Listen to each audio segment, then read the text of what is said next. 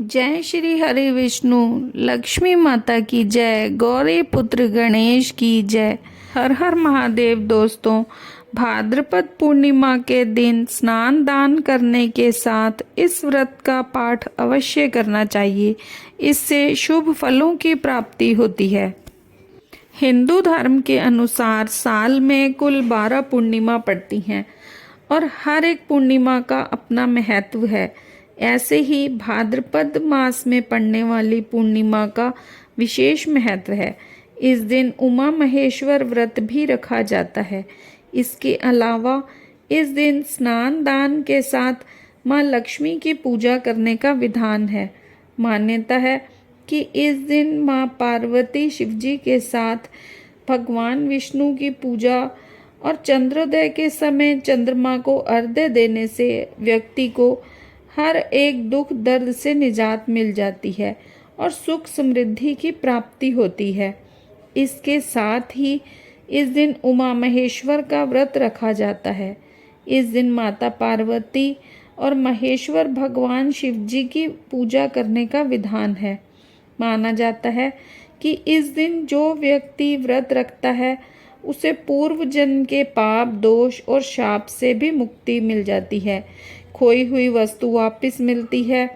धार्मिक कथाओं के अनुसार स्वयं भगवान विष्णु के अलावा इंद्र ने भी यह व्रत रखा था। इस दिन विधिवत पूजा करने के साथ साथ इस व्रत कथा का पाठ अवश्य करना चाहिए। इससे शुभ फलों की प्राप्ति होती है। उमा महेश्वर व्रत कथा। पौराणिक कथा के अनुसार एक बार ऋषि दुर्वासा जी ने भगवान शंकर के दर्शन के लिए कैलाश जाते हैं, जहां पर उन्होंने शिव शंकर के साथ मां पार्वती के दर्शन करके अति प्रसन्न हुए। इसके साथ ही भगवान शिव ने एक पुष्प ऋषि को दिया, जिसे दुर्वासा जी ने बड़े ही प्रेम के साथ स्वीकार किया। शिव शंकर और पार्वती के दर्शन करने के बाद कैलाश से वे निकल गए। फिर रास्ते में उनका मन विष्णु जी से मिलने के लिए हुआ। ऐसे में उन्होंने अपना रुख श्री हरि से मिलने के लिए विष्णु लोक के लिए कर लिया। ऐसे में रास्ते में उन्हें इंद्रदेव मिल गए। वह इंद्र को देखकर काफी प्रसन्न हुए और उन्हें शिवजी द्वारा भेंट किया हुआ पुष्प दिया।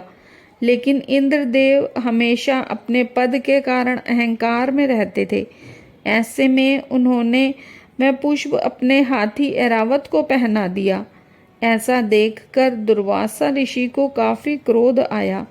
दुर्वासा ऋषि ने क्रोधित होकर इंद्र से कहा कि तुमने महादेव शिव शंकर जी का अपमान किया है। मेरे द्वारा दिए हुए पुष्प को तुमने स्वयं न ग्रहण करके ऐरावत को पहना दिया। मैं तुम्हें शाप देता हूँ कि तुम्हें लक्ष्मी जी छोड़कर चली जाएंगी और इसके साथ ही इंद्रलोक के साथ अपना सिंहासन भी त्याग करना पड़ेगा। यह सुनकर इंद्र घबरा गए और शासन जाने का डर सताने लगा। ऐसे में उन्होंने तुरंत ही ऋषि दुर्वासा जी के समक्ष हाथ जोड़कर क्षमा याचना की और उनसे इस शाप से मुक्त होने का उपाय पूछा। इंद्र की विनय सुनकर दुर्वासा जी शांत हुए और क्रोध शांत होने पर ऋषि दुर्वासा जी ने इंद्र को बताया कि उसे उमा महेश्वर व्रत करना पड़ेगा। इसके बाद ही शिव और माता पार्वती के आशीर्वाद से तुम्हें दोबारा सिंहासन मिलेगा। ऐसे में इंद्रदेव से इस व्रत को रखा और शिव और पार्वती जी की कृपा से इंद्र का खोया हुआ लोक, सिंहासन सहित अन्य सभी चीजों की प्राप्ति हुई।